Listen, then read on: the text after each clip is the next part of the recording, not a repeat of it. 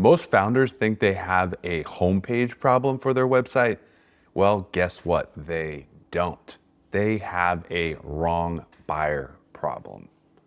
So you're using AI, vibe coding, you're moving fast as shit, but you're feeding it reference sites without thinking about who that site was built to convert.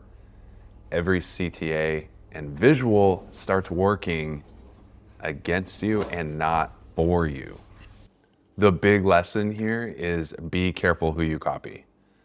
They did the research, but for their buyers, not yours.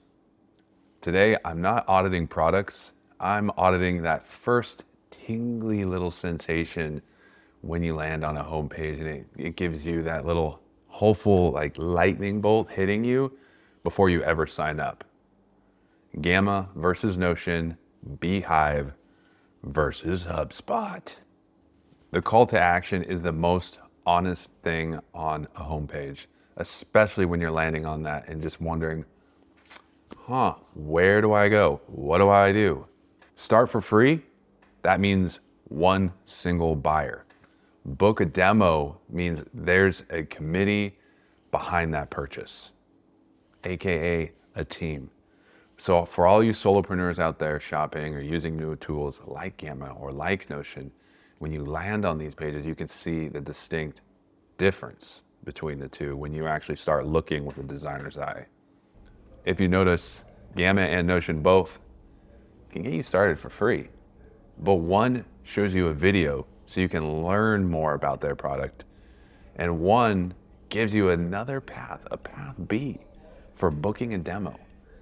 So put yourself in the user's shoes. What would you do? What would you be more likely and curious to do? Maybe you want to learn about the product because you're the solopreneur using it like me, and you only see one main option on screen is to get that shit for free. You're probably going to do that. The great thing about Gamma is it shows the finished result before you even finish reading the first sentence. It may look a little, I don't know what you want to say, artistic. Effortless UI design for presentations, websites, and more. So that's pretty damn clear what they do. And they offer these cute little illustrations to back it up. They have a unique style. You can't deny it. Every product category has an actual finished example next to it. So it's not a feature description, it's the actual output. And the actual output makes seeing believing. I dare you all to stop describing the machine and show me what comes out of that machine. And I guarantee that people see that end result, they're gonna wanna click and convert more than the people that are just floundering, going through your feature list and saying, oh, this is cool, but is this for me still? And look at who their testimonials are from. Not Fortune 500 logos and beyond.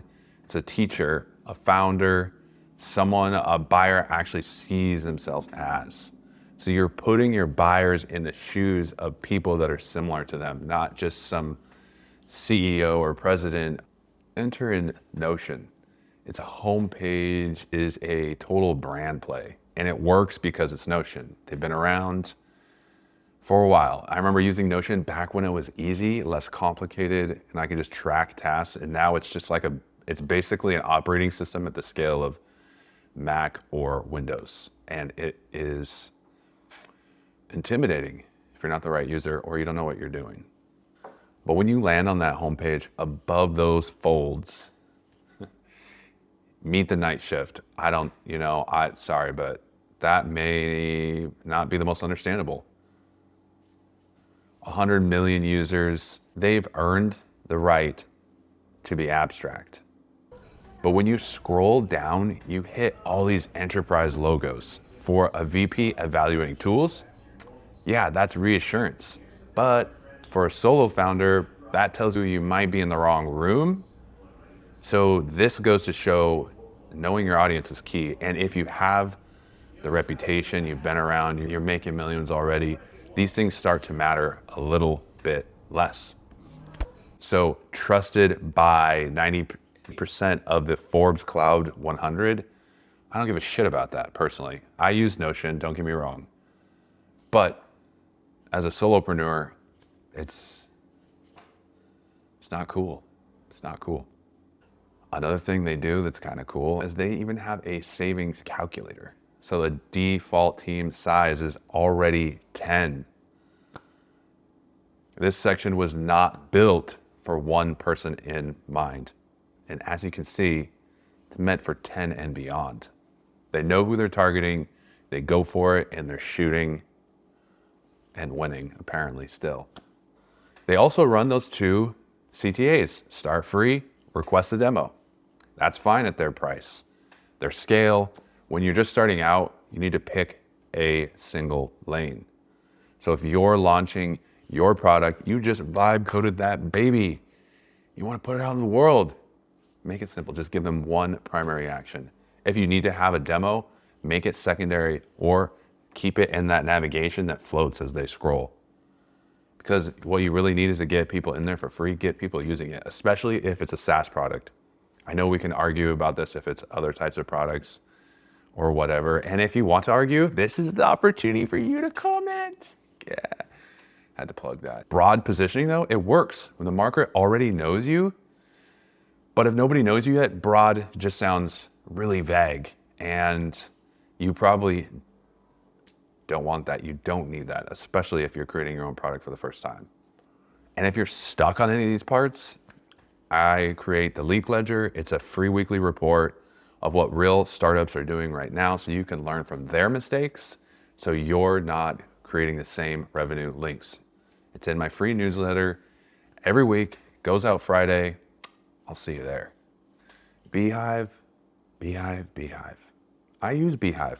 So yeah, I'm a little partial to it. I'll try not to be too nice because nobody likes the nice guy anymore. So Beehiiv knows exactly who it's for, and it says it in the first line. Powering the internet's best newsletters. I mean, yes, it powers a lot of newsletters. Are they all the best? I'll leave that for you to decide.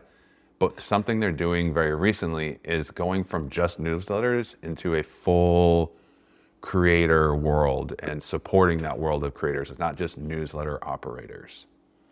And the beautiful thing is they also show you the product when you're still reading the headline. That's the same move as what Gamma does. And that is also why they're winning as an early startup product. Granted, Gamma is earlier than Beehiiv if you want to get into technicalities, but showing proof and that pudding, the proof of it is in the pudding right there with the top above the fold. It makes things way more convincing and it makes people want to click on that next step even more. And if you go down to Beehiiv's pricing, every single tier says try for free. I think that's a genius. Even if it's just marketing or something like that, even the $96 a month plan, you can try for free, which is really cool. I can try on the big shoes, the little shoes, or whatever I want to get started. And it really increases the chances that people are just gonna start for the sake of starting and they can use whatever. And if you even notice at the very bottom, there is an enterprise option. So they do cater to those users, but they know that people paying, keeping the lights on for them and paying them, those are the creators. Those are the newsletter operators. Those are the people that are like you and me. I mean, unless you have your enterprise company, you're watching this, that's very cool, say hello. But the individual creator is the whole page of Beehiiv. You can see they're very narrow. Then we got HubSpot. It's like the big Hulk of all, especially versus Beehiiv. Spot's homepage is doing exactly what it should. It's just not built for you. It's built for most likely colossal teams. And again, they're going straight for what they want because they know what they want. And from what I remember trying to use this at a startup, it was way too complicated for what we needed. AKA, it's probably meant for a bigger team. And it even says where go-to-market teams go to scale, which again, that's more like stakeholder speak or not like a solo founder.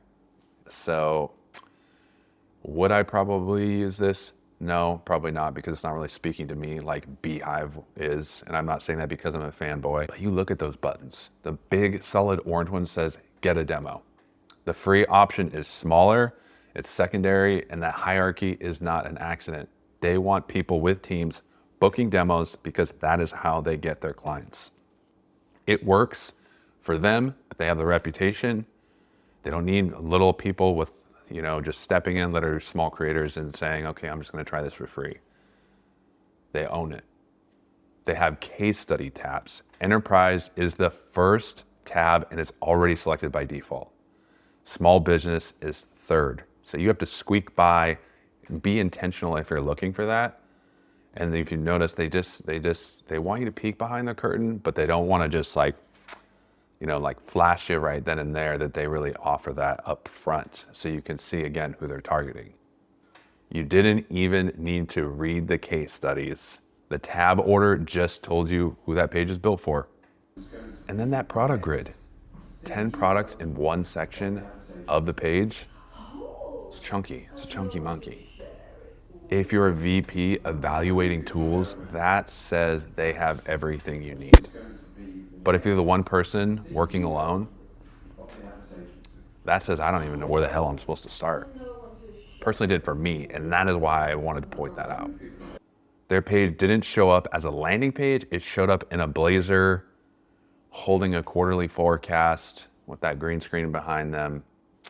So before you rebuild your homepage or prompt something or someone or some AI creature to do so, run these 3 checks. Number 1, does your CTA match how your buyer actually decides? Ask yourself that. As you've seen in these demos, as you've seen in these examples, book a demo, start for free. Both are used interchangeably. Some are used at the same time. It's up to you to decide how you want to use yours. I'm going to let you decide that. One person decides alone, and it makes it easy to start. No friction. The committee that decides that book a demo, it makes sense for them. But know which one is your primary action overall. And 2, is the proof for someone your buyer actually wants to become. So, for example, let's say Gamma was showing those presentations they make. Beehiiv could be showing an end newsletter and what that looks like. That end version, that dream that they're seeing, is that who your user wants to become the end of that journey. And actually, wrong proof is just better than no proof. Enterprise logos tell a solo founder they're probably in the wrong room. There's other ways to do trust signals depending on the users that you're building for. And number 3, does your first visual show the result, or does it make them imagine it? Because imagining it just doesn't work anymore. Most people watching this are probably above 10. Their imagination's not so good anymore. So every second they spend imagining what your product does is a second closer to them bouncing out of there. And if you're brave enough, just drop your homepage in the comments and we'll just go over it right here.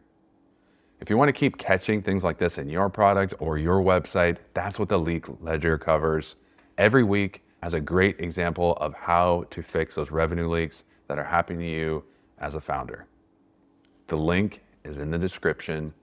And if you missed last week's video, as always, I'll be linking that for you.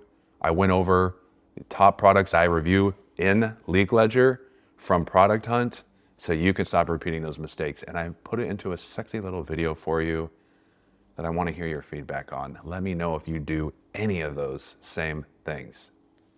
Catch you next time. This is your Bald Sensei. Peace and out.